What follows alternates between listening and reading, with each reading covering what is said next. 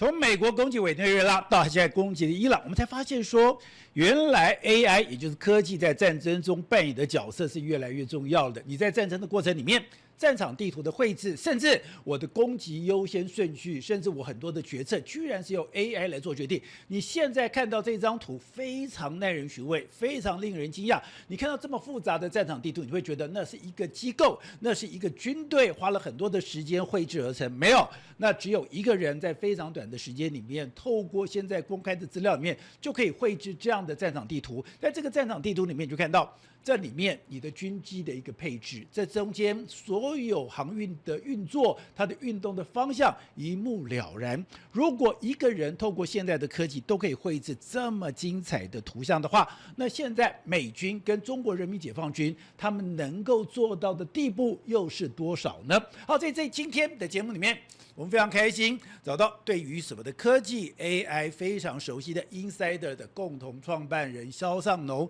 Fox 来参与我们的讨论。Fox 你好。宝杰好，各位观众大家好。好，Fox，我们刚刚看到那张图是你提供给我们的，我当时非常的惊讶，是那真的是一个人。对，然后透过现在公开的资料，对，然后我就可以把战场地图里面我所有运动的方式，我有多少的船舶，我有多少的飞机，而且敌我之间军机的配置一目了然。对，这当然要先讲，就是说，他当然有提供飞机的这些资讯，但这要那个军机，他有把这个应答机给打开。一般而言，我们会看到是大部分的是可能是民航机啊，对。但是有时候你可以看到台湾有些人在粉专上面还会分享说，哦，最近什么美军啊，或者是这个日军啊，在附近我们的空域附近飞，或有什么无人机，其实这个讯号都是公开的、民用的，那大家都看得到。只是这个最厉害的是，这一个人呢，这个 Google 的前 PM， 他自己去把这些所有资料用 AI 兜起来了，然后把它爬出来，然后把它变成放在这个4D 的地球图上面，就变成一个战场全语图的感觉。你说那是一个海量的资料，对。如果按照过去的话，你可能要花好几个月的时间，我去就是筛选。可是现在我非常短的时间就可以做出来。那这个图，我们外行人看不懂。这个图其实告诉我们什么东西？其实第一个是我们可以看到是，比如说这个是航运，就是说哦，在海上，在这个海峡上面，这个船运通行的状态，他们是被封闭了，我们可以及时知道。那再来就是在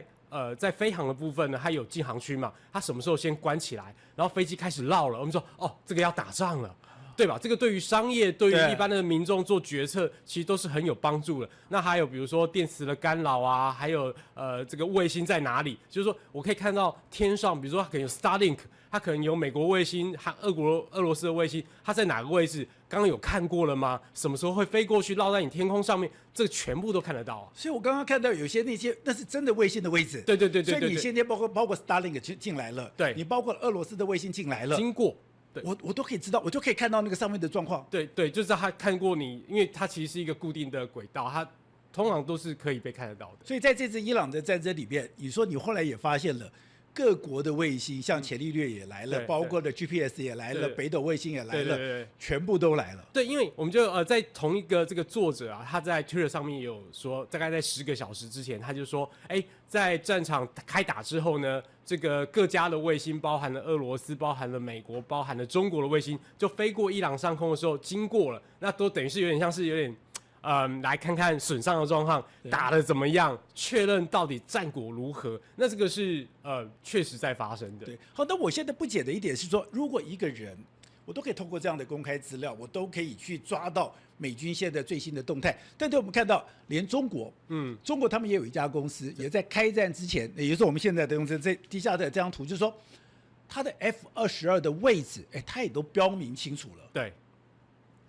但这个标明清楚了以后，那为什么今天我完全没有办法防范呢？就是这张图，就是说在战场之前 ，F-22所有的位置，你的标定都已经被中国的公司弄出来了。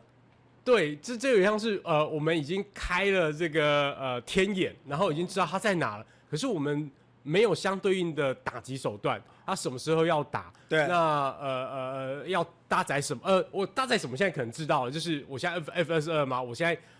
要什么样的炸弹，其实这都知道，但是没有防御的手段，就好像说我已经知道你要来，可是你这么强大，我根本没有毫无手段可以打回去啊！我觉得这件事实力悬殊的问题啊，因为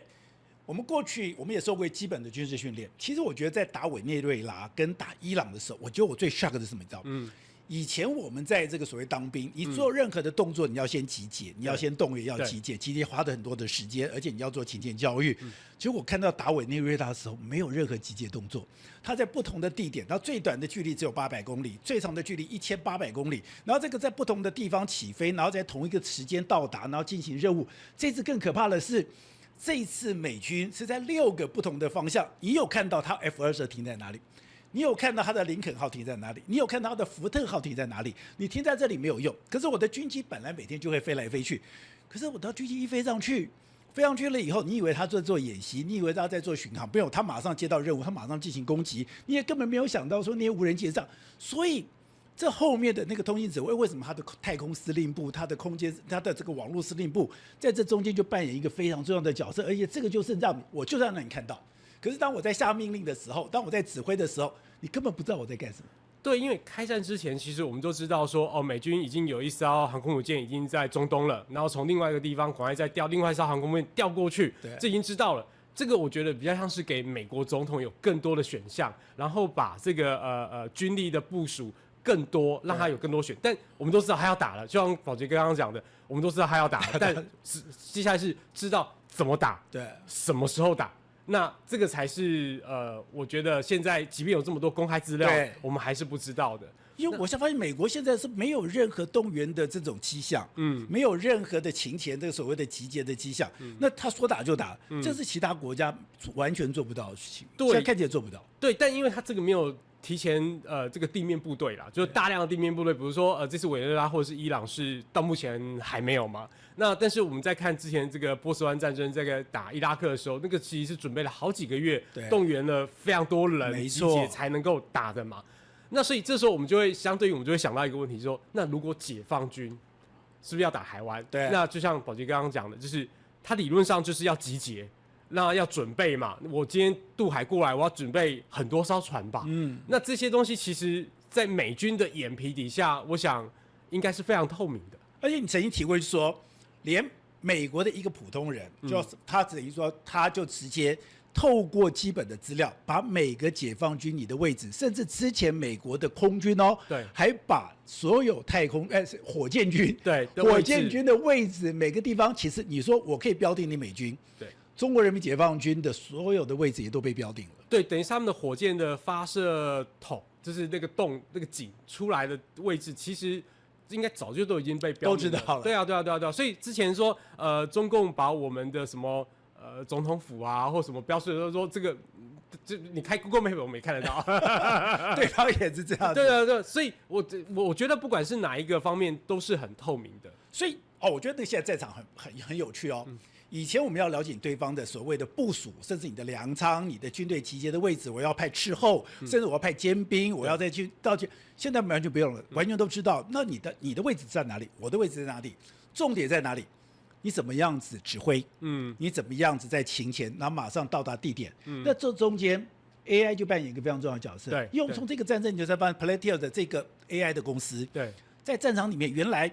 我不同的地方，包括无人机，包括 F-35，包括 F-18，我在不同的方向到达地点的时候，它居然会有一个序列出来。对，然后这个序列会告诉你说，F-35你现在要注意什么？哪一个点是你要注意的？你要攻击的 ？F-18是哪个序列是你要攻击的？然后呢，无人机就接受他们的指挥，你到底是做滞后拍摄，还是去进行攻击？这个中间。我们才知道 Palantir AI 的这家公司扮演这么重要的一个角色。对，其实 Palantir 这件事情一直都被大家很神秘嘛，然后这个股价一直涨啊，但是就讲说它是做这个 AI， 但这个它这家公司最厉害的应该是说它是用这个数据整合能力，因为以前这些所有的不同的军种、不同的装备，它里面的通讯可能它的整合没有那么好，所以到达指挥的时候，你可能没办法一目了然。但在这一个整个大数据、整个 AI 的统合底下，这资料就变得很及时、很迅速，然后方便于这些指挥官不管是做决策或是指挥这个命令下去之后，他怎么执行，我觉得都是非常有帮助的。其实对我一般老百姓来讲，我很难想象，也就是今天做指挥，我有了 Palantir， 跟我没有 Palantir，那我今天到了战场，然后呢，我到底可以看到什么样不同的图像？我怎么样子？刚刚讲到的，他是在我想。他在这一次的伊朗里面是同时攻击90几个不同的目标，对，然后而且在同时间，甚至他是有不同在现场其实在做决定的，他是怎么样做到？那个图像到底是什么？我们当然没办法，因为我们也这是美军机密嘛，我们大概也就只能够说去猜测这件事。这其实最终，我觉得大家这个我们比较40-50岁以下的人，应该都玩这个即时战略游戏，玩得非常熟悉了。所以那种感觉，其实你就像是在玩即时战略。你会看到自己的步兵长什么样子，空军在哪里，我有多少，状态怎么样，然后他能够打击范围如何，那你的指挥官很容易就可以出现10种剧本、20种剧本，然后当这个你看那个记者会嘛，就说川普就看到说我们有这么多可以行动的方案，那川普决定什么，我都要。所以这等于是我有这个他们的这些指挥官都会提供各式各样的进攻的脚本，我可能是用无人机打，我可能是用空军打，我可能是陆军要怎么样，然后我的特种部队该怎么进行。那这个我觉得就是提供很多种选项，是你不用担心任何事，因为 AI 已经帮你把所有资料统合好了。但我们现在也担心另外一件事，那中国 AI 也很厉害啊。刚讲中国 AI， 他现在也整合了很多的资讯啊。那如果他要来打台湾的时候，是不是说他来了以后，他的 AI 也可以马上把台湾最新的数据收集？我把你所有的飞弹的部队收集，我把你所有的这个所有的船舰的资料收集，然后他也透过 AI， 他也可以决定他的攻击优先顺序。那我们不是就变成肉靶子吗？其实这件事情，其实我不能排除它是不可能的。原因是因为，过去我们在2022在这个 ChatGPT 出来之前，我们那时候就已经大家都已经觉得说 AI 其实是中国是 AI 领先的国家，原因是因为他们没有隐私问题，他们也没有各式各样的人权问题，所以他们可以大量的使用人的数据，尤其是人脸去做辨识，所以他们在这种治安安全上面的人脸辨识上面的技术是比较领先的。那在现在 ChatGPT 或者这种 DeepSeek 出来之后呢，显然我们没有看到实际上的发生啊，但是这一方面的技术，我觉得不会是道德问题啊，不会是问题啊。那我们昨天也看到一个新闻是说，这一次在以色列跟美国去轰炸把这个伊朗的首领给杀掉的时候，其实他们那个时候其实这个不是1天2天的事情，这是经过了好多年的策划，而且在这之前他们就已经把这个伊朗的这叫什么？监视器都给害进去了，然后把这些影片已经传很久了，他们可以辨识出来说，这个首领是谁，然后他们的保镖是谁，他们的作息是什么，车队是怎么样子，这已经是一个大量已经累积起来的资料，然后丢进去 AI 做分析，我们做人脸辨识，然后做这个 pattern 的分析，我们就知道它固定的行程是怎么样，我们接下来该在什么时候去击杀它。所以在那天为什么会行动呢？就是他们判断说，好不容易他已经所有人都在知道白天了，在哪个地方了，所以才会白天的时候，一般而言都是晚上去袭击人家嘛。那这一次是白天，因为机不可失，这个时候就要去打他了，所以人好不容易聚集在一起，所以川普就决定这个做法。其实这个东西也非常有趣，是说过去如果我跟他讲，我收到了讯息，赶快送到了总部，送到了美国总统的战情室，战情室在分析的时候，一来一回，搞不好会已经开完了。可是他现在可怕在于说，原来今天在这个所谓这个伊朗的这个德黑兰，它的交通设施的监视武器都已经被以色列控制了。所以你每天这个哈米尼你的行车的方向，你是哪一台车，然后你的走路径，它甚至说有一台的摄影机非常棒，那一台摄影机是你在里面在干什么，我都可以看得到。对，所以我们过去都以为说是中国去监视人家。中国以前讲的，我不管对新疆啦，或对什么啦，我的人脸辨识啊，说什么张学友的那个演唱会里面，随时都可以抓到5、6个这个逃犯，就搞了半天，美国这个部分更厉害。你在路上走的，你所有的人的辨识，全部都已经在他们的资料库里面了。因为这些技术都非常成熟了，所以这其实也让我们在讨论里面也会不禁就想说，哇，那台湾这么多的中国摄影机，对不对？然后其实过去台湾一般人可能比较没有防范，但是我们不确定政府这边采买的这些所有我们交通啊、警察用的这些摄影机是被骇客了。对，我们不知道。没有这样讲，我都没有觉得它恐怖。所以以前我们常常讲到的，你用了中国的这个所谓的摄影机，我还不觉得有那么可怕。可是如果你今天从这个伊朗的事情，他的摄影机如果都这样，他其实是有一个后门，他都有全部的连线。包括我们刚才讲，如果今天赖清德你每天的路线，你从哪一个门，你从哪一台车，我是可以完全掌握的，甚至我都可以判断你下一个小时或下一个30分钟，你人在哪里？你从这一次的哈米尼被杀，他完全就这样同样的方式。对，因为一旦你的这个轨迹判断被判断出来之后，其实就有迹可循嘛，那他就会找最好的时间去做这件事情。那的确这是我们应该要担心的。好，那但是这中间有一个差别在这。中国的 AI 虽然很厉害，特别是我跟你讲，它的机器人现在很厉害，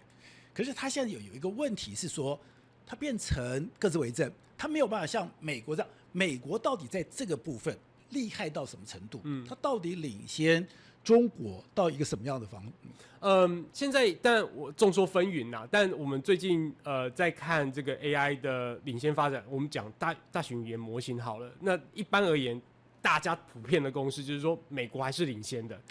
就大概，但领先不远，大概就是个半年、1年之类的。但因为中国其实第一个追得很紧，第二个是他会去偷美国人的模型去，我们叫做蒸馏，把他的资料给蒸馏出来，然后强化训练自己，所以追得蛮紧的。那至于说他怎么应用，其实我觉得这是一个道德跟这个认知的问题，就是说他可以做到什么程度，那可以无底线到什么程度？对。因为比如说美国最近还在吵说，我到底可不可以把我的 AI 拿来做军事化、武器化，然后用来征收自己的人民。美国已经吵半天了，但中国不会有这个问题。对，我一定是用 AI 来请收，就像你刚刚讲，在演唱会摄影机里面去抓逃犯，那这显然是一个这个一块蛋糕啊，就是很简单的事情。我们只能讲说，美国呢，在这一次不管是委内瑞拉或伊朗里面，它都用的美国最先进的叫 Cloud 的这个模型，那这个其实也是跟 Palantir 一起合作来服务美军的。那他们说，如果没有这个 Cloud，他们在报道里面是讲说，美军的官员是说，可能至少会倒退6到12个月。能力上面，对他是这样子讲的。那其实我们自己在私人在用 Cloud 这件事情的时候，我们都觉得哇，这个写程式好厉害啊，收集资料好厉害啊。那各式各样的帮助都非常的大，那更不用讲在军事上面，以前这些所有散落的片段被整合起来，以前可能要花我不知道半天、1天、1个月去收集的资料，然后整合提出一个报告，现在我大概10分钟就可以做完。我是外行人。Cloud 到底在这个战场上面，你刚才讲，我可以迅速收集，我可以马上写程式，他到底扮演一个什么角色？你有没有办法具体化的告诉我说，那个他到底？而且现在他已经不跟他签约了，因为他已经说你有2个底线，对，一个底线是说你的最后的按钮，最后决定一定要人做决定，你不可以 AI 做决定。对，第二个是你不可以大规模情收我的美国人民。那现在两边已经吵翻了，那这个部分我们待会好好谈。可是我很好奇说 ，Cloud 有这么厉害吗？我真的难以应该说顶尖的几个模型呢，包含了 Gemini， 就是 Google 的。然后还有 OpenAI 底下的就 ChatGPT 的，其实这些能力都非常的好了。但是我们自己在Cloud， 因为它很专注在 coding 这件事情上面，它在软体工程师这边的评价上面非常非常的高。那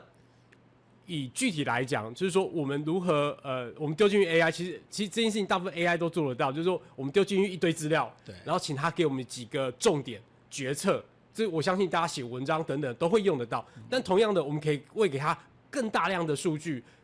然后进来做军事的决策。我觉得这其实是对我们来讲是蛮显而易见的啦。所以这决策速度是快上非常非常非常多的。好，那这张照片是你提供给我们的，对，那我觉得也非常非常的一个神奇，比如说。今天有4个不同的机堡，对，4个不同的机堡，我只用了4颗炸弹，对，4颗钻地弹。结果可怕在哪里？导播，我们再仔细看一下这个画面哦。它这个4个钻地弹，每一个位置